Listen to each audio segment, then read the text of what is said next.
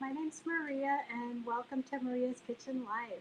So, today I wanted to talk to you about chile rellenos because when I think of Hispanic Heritage Month, I think of Mexico's Independence Day, and one of the famous dishes that they like to make for Mexico's Independence Day is chile rellenos. There's quite a few different dishes, but that's one of my favorites. And so I wanted to explain a little bit about Hispanic Heritage Month because that's a celebration that we do here in the United States. And it's the reason why September 15th through October 15th is the actual Hispanic Heritage Month time. And the reason why we do it is because a lot of countries in Latin America have their Independence Days in that time period. And so Mexico's Independence Day is September 16th. And what they do is they celebrate actually September 15th. They go to that evening, they go to the plaza and the square in the main towns and they in little towns and they have like a festival. You'll see a bunch of street vendors. They'll have games. They'll have mariachis.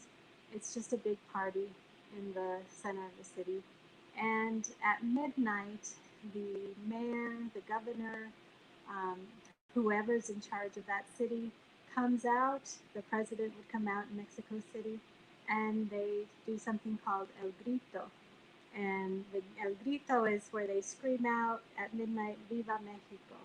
And that's when Mexico's Independence Day is celebrated.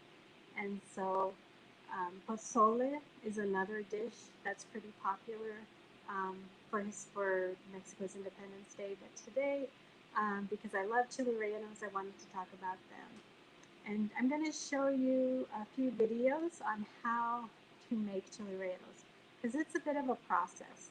It's not it's not something that can be done quickly, and it's a lot of work. So the first video that I'm going to show you is I'm going to show you traditional picadillo that they use for Independence Day, and that's a ground beef um, stuffing that they're going to use to put in the pepper that you choose to use. And so we're going to start with our picadillo video. Okay, because I'm making chile rellenos, I want a ground beef picadillo. So I've got some ground beef cooking here on the stove, and I've already put my onions in there and some garlic.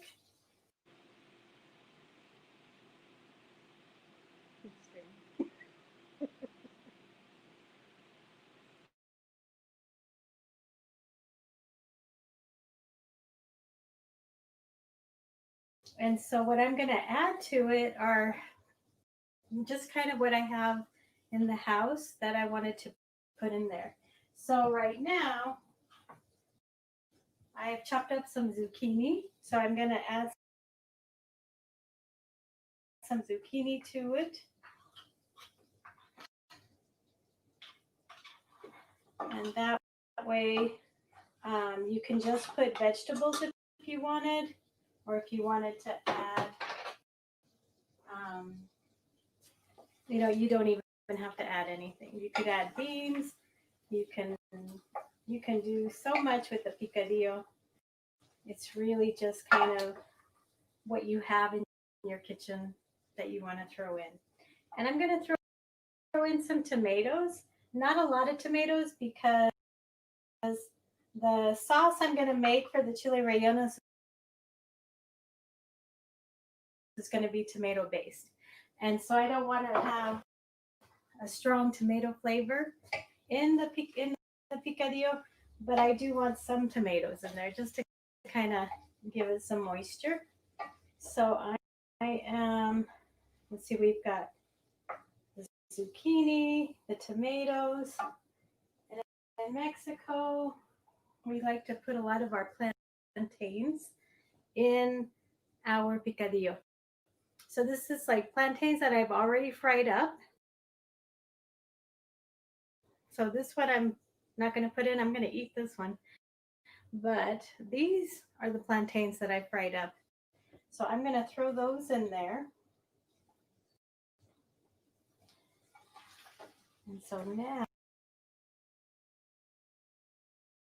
now I'm also going to throw in some slivered slivered nuts.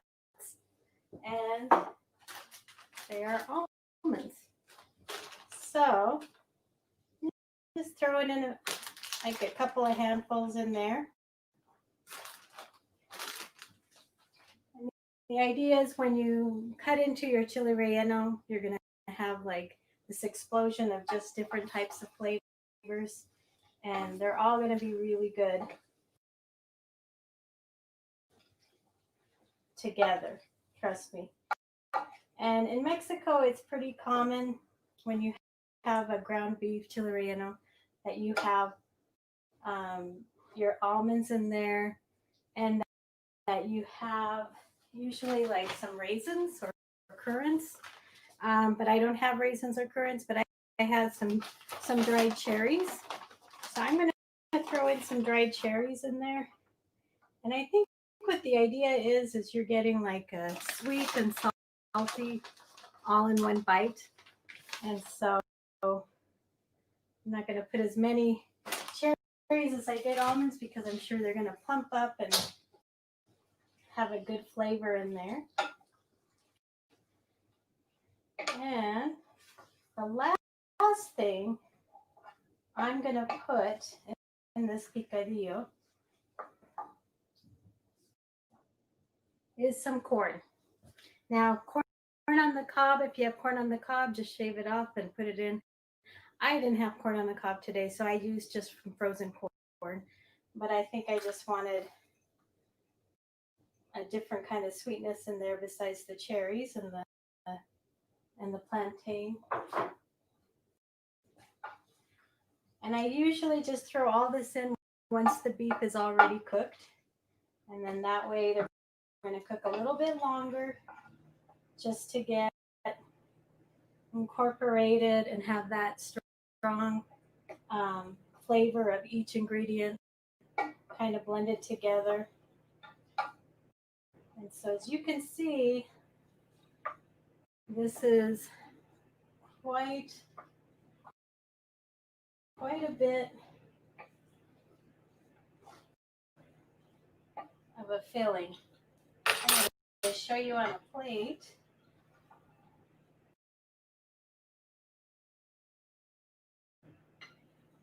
what all of that looks like.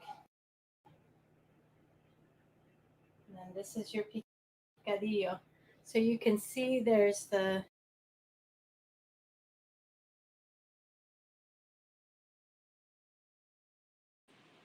Okay, so that is how you do a ground beef picadillo.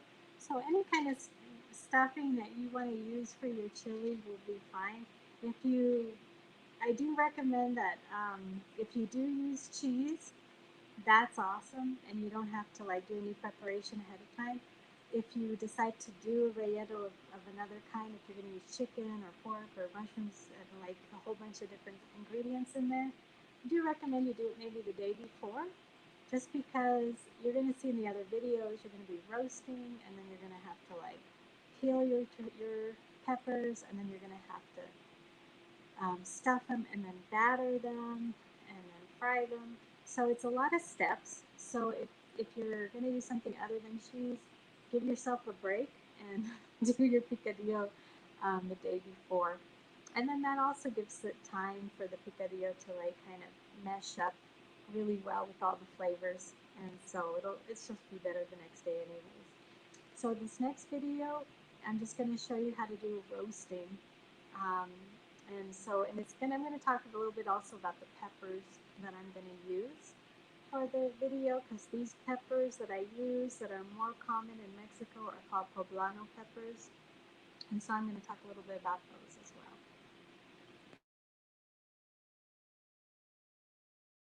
well. The poblano pepper. So this is one that's been roasted. And the reason why you roast it is because you're going to want to peel it those are actually roasting pretty well. I want to show you how beautiful this pepper is. So this is what you find in the store. It's a really dark green pepper that's a real meaty pepper. It's not a spicy pepper. And it is probably, I don't know, it's hard to say, but I'd say it's one of my favorites, if not my favorite pepper, because it just has a wonderful taste to it. It's nice and meaty, and it's beautiful. Look at this pepper. And this is actually a small one compared to the ones that I'm roasting over here. And so once it's roasted, and I think these ones are roasting pretty good, so I think they're ready to be put in a plastic bag. And the reason why you put it in a plastic bag is because you're going to want to get them to sweat and steam.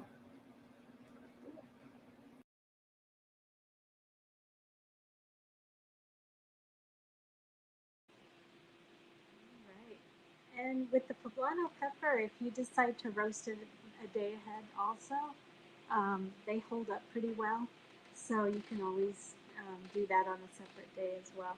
And I don't remember if it said it in the video, but the reason why you roast your pepper is because after you roast it, you're going to be putting it in flour, and you're going to flour your pepper after it's been stuffed, and then you're going to be putting it in an egg batter mixture, and the flour won't stick to the pepper if it's not peeled. And then they also say that your digestion of the pepper is better if it's peeled. So, um, that's something you can try out and see. And so the next video I'm showing is going to be the peeling and the stuffing and the egg batter.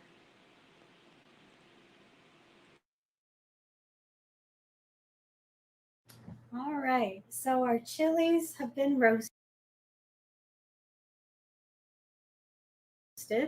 and now I'm just going to show you how to peel them. And so I pulled it out of the plastic bag, and you can see the skin's already, you know, coming off. Wow. So you could even just lift it up like that. And if there are parts that aren't quite ready to be taken off like that, you can use like a knife or a serrated spoon and just gently take it off that way. And the reason why you need to peel your chilies is because when you put them in the flour and egg mixture, you want the flour to stick to the chili. If it's got the skin on, it's not going to do that. And so, pulling that off. And then you can see over here, I don't know if you see this chili, I've got it in the flour mixture, and I've already stuffed it. Now I'm going to be honest with you, I'm not good at stuffing chilies without them kind of falling apart. So let's hope these ones make it, but the ones I just did don't look like they did make it too well, because it's really hard to stuff them and then keep them closed. And there are some people that can do it without toothpicks. I'm not very good at it even with toothpicks. So we're just going to try to do that. And usually, because I'm not good at that, I don't always fry them. I don't always dip them in egg mixtures. I will actually bake them. And so if you don't want to mess with the whole egg and batter and fry them and try to keep them all together, you can just bake your chile rellenos. And they're pretty good. They're pretty good that way. So now it's been peeled. So I'm going to take a little knife and just kind of cut it. I made a slit here. I'm going to try not to make it bigger, but the other ones just went all the way through. So we'll see what I can do. And then the idea is when you open it up, you can actually take out some of the pepper on the inside, the seeds, and you can take out some of the seeds with a spoon. You can see that. And that's the hot part. Usually poblanos don't have a lot of heat, which actually kind of makes them great for this. If you have a Pueblo chili, which is what you usually see here in the restaurants here in Pueblo, those are awesome. They taste great. They're a little bit more difficult to handle, for me anyway. And but they can be hot. So if you're doing a Pueblo chili or a Big John or Anaheim, you might want to take some of the seeds out. So I'm not going to take much else out because now I'm going to stuff it. So let's see. So I've got my filling here, right in here, and I'm just going to see that little pocket. I'm just going to put some of that in there. And that possibly could have been my problem with the other chilies, is I might have overstuffed them, which I tend to do with pretty much everything, because the filling's the best part, right? So I'm going to try not to put as much in this one, but I probably will. Yep. See, I cut a little slit, but now I've already opened it up. So if I wasn't showing you like the traditional way with the egg whites or the egg batter and deep frying them, I would probably just bake them, because I know these are probably going to fall apart. But I'm going to try to keep them together. So there it is. I'm also going to put a little queso fresco in there. Not much, but just a little bit. And so then there's my stuffed chili. Now I'm going to try to close it with some toothpicks, and we'll see. And you can see you still have some skin that's coming off. You can just peel it.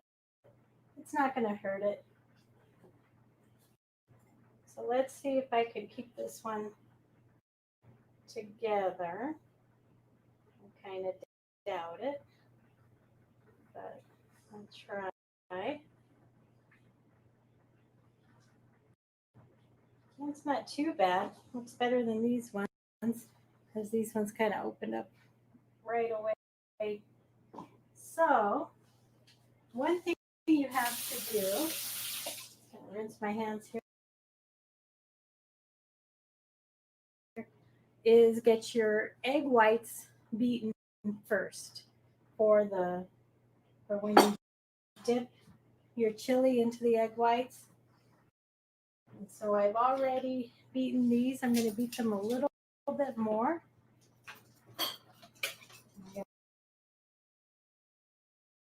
I get that going.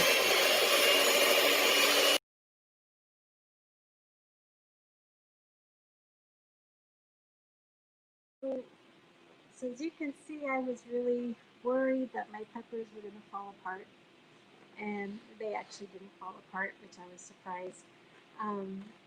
And so the next video I'm going to show you, because some of you might be gluten intolerant, and so the flour is not going to work for you. And so I wanted to show you in the next video, give you a better angle of what you're doing with the egg mixture. This video I'm just going to do, it's like a gluten-free cheese chili relleno. And so I'm putting cheese in this one, and then I'm going to give you a better angle of the egg batter, and how that's going to look in folding, like you get your egg whites and then folding in your yolks into that. And then no flour, you just once you stuff that chili, you put it in that egg batter, and then you put it in the frying pan. ready for that.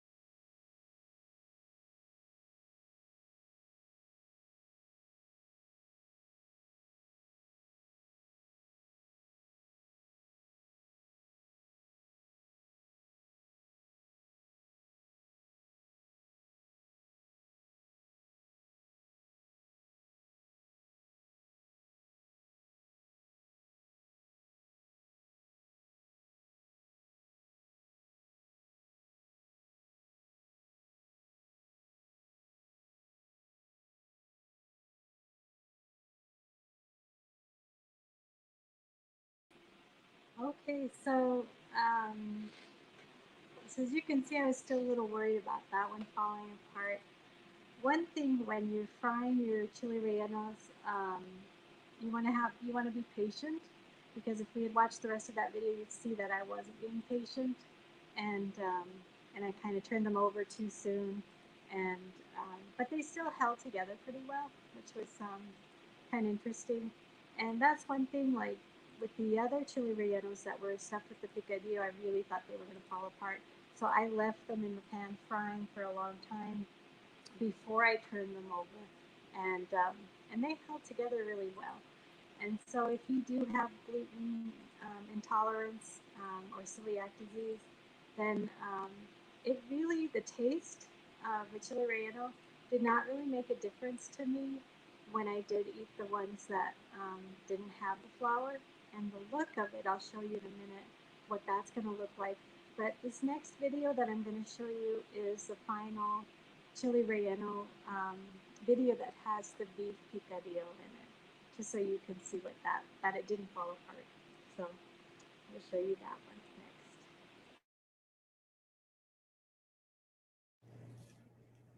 next. All right. So strangely enough, the chili rellenos did not fall apart, and so I don't know. We got lucky today. So here's a chili relleno, and I'm just gonna pour some of this guajillo sauce on top, a little bit, and a little sour cream. And there are different types of sauces that you can put on your chile relleno, but I thought the guajillo sauce, a good tomato sauce, would taste good. So this is your chile relleno. I'm going to cut into it so that you can see what it looks like on the inside.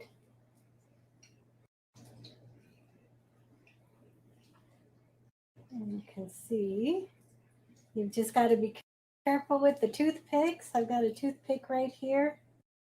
And then you can see the ground beef, the corn, there's some onions and some almonds, and it's going to taste delicious. Now, if yours fall apart, don't worry because it's still going to be good. And if it looks like they're not holding together, you can always pull them out and throw it in the oven. Okay? And then that way it's just everything's heated through. But these are your chili rellenos, and they're great party food.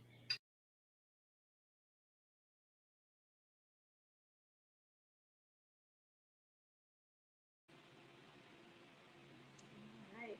So as you can see, it did not fall apart even though I thought it would.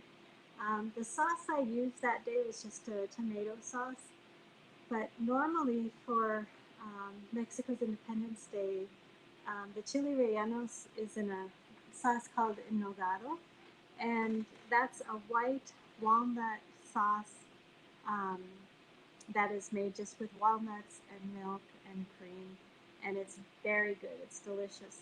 I'm allergic to walnuts, so I didn't decide to do that with these ones because didn't want to have any allergy issues. So I just did a basic tomato sauce. But with the white sauce, when you have your green um, chili relleno, and then you have your white walnut sauce covering it, and then on top of that, it's traditional to put pomegranate seeds all over it. And the reason why they use that combination, besides it tasting delicious, you have the green pepper, you have the white sauce, and then the red pomegranates, and red, white, and green are the colors of the Mexican flag. And so that's why chiles en nogado is the traditional dish for Mexico's Independence Day. So I decided to show you the actual chile relleno that was gluten free. And this is one that had the cheese in it. And I ended up freezing the chile relleno. And I had never frozen chili rellenos before because usually they don't last that long in the house. So why freeze it, right? But I thought for this video I would freeze it and just see how it turned out. And they say you can freeze them in the freezer for up to like 3 months. And then when you take it out of the freezer, you're going to put it in the oven for 350 degrees for about 20 to 30 minutes. If it's a larger chili, than maybe 30 minutes. And so I did this one for about 25 minutes, and as you can see, it turned out pretty good. The egg batter still stuck to it even after being frozen and baked. And so this is, and you can see this doesn't have any flour in it. This is the gluten-free one. So it looks just like the regular chile relleno. And so the sauce that I made, I just made a simple tomato sauce. And what I did was I cut up some onions and garlic, and then I took a can of stewed tomatoes, and just kind of put a little bit of water in there, and then I did put some Pueblo chilies in here because the poblano chili really is not hot, but the Pueblo chilies are. And so the Pueblo chilies can give you a little nice kick in the sauce, and that's what I decided to do. And so I cooked the tomato sauce until it just, for probably about 15 minutes, and everything just kind of melted in there. I cut up the chilies and the tomatoes, and then kind of got it to like a more caramelized sauce here, and everything kind of cooked down, so it wasn't too much liquid. And so this is the sauce I chose to do with this one. I'm just going to cut it open for you so you can see the cheese. And I can't remember if I have toothpicks in here, but you know, when you make them and you do use the toothpicks, always make sure you try to get those toothpicks out before you bite into them. So as you can see, you can even see the seeds of the poblano, and then there's the cheese in there. So this is going to be a good lunch today, and so I hope you are up for making chile rellenos. I know they're a lot of work, but the poblano chili is really worth using. And what you can do is make it easy on yourself. If you're going to do a picadillo, make it ahead of time. Maybe if you have a grill, if you're going to grill some hamburgers one day, and you say, hey, let me grab some poblano chilies. I'm going to roast them on the grill, and then peel them and use them for like the next day. That's something to consider if you're going to do something like that, so you can make it easy on yourself, because they are a lot of work, and as you can see in the videos, a lot of steps to do. So thank you so much for joining us today, and I hope you enjoy your chile rellenos. Experiment with the kind of stuffing that you want to put in there. A relleno, that's what it stands for in Spanish. It means stuffing. So just play around with your stuffings and have fun. And I hope you have a wonderful Hispanic Heritage Month. Thank you very much.